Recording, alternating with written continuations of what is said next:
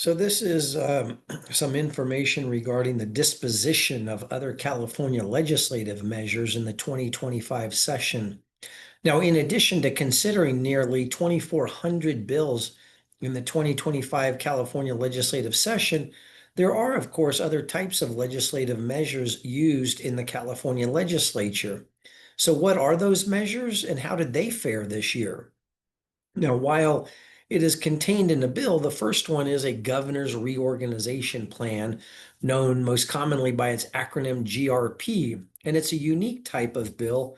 For example, it doesn't even list a legislator after the introduced by clause.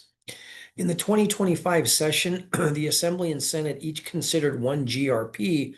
Neither house passed a measure rejecting the governor's reorg plan this year. The next type of legislative measure in the California legislature is a constitutional amendment, which members of the legislature can introduce and place on the statewide ballot as long as there's a 2/3 vote of each house in doing so. In the 2025 legislative session, the Assembly passed and chaptered one ACA out of the 15 ACAs that were introduced, Assembly constitutional amendments.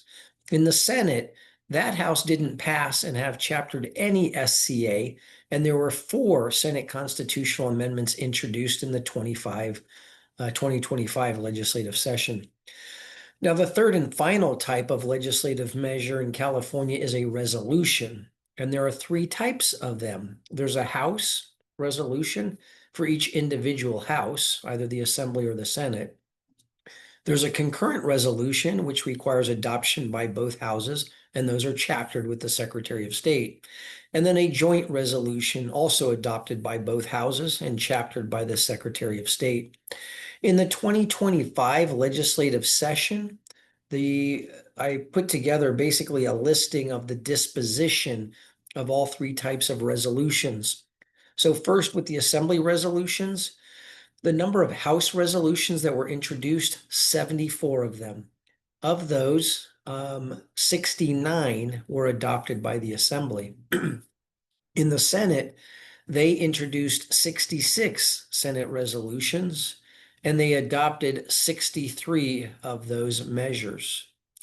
In the Assembly, there were, amongst the joint resolutions, there were 23 introduced. 15 of those passed the Assembly, and 7 passed the Senate and were chaptered. On the Senate side, there were 10 SJRs introduced.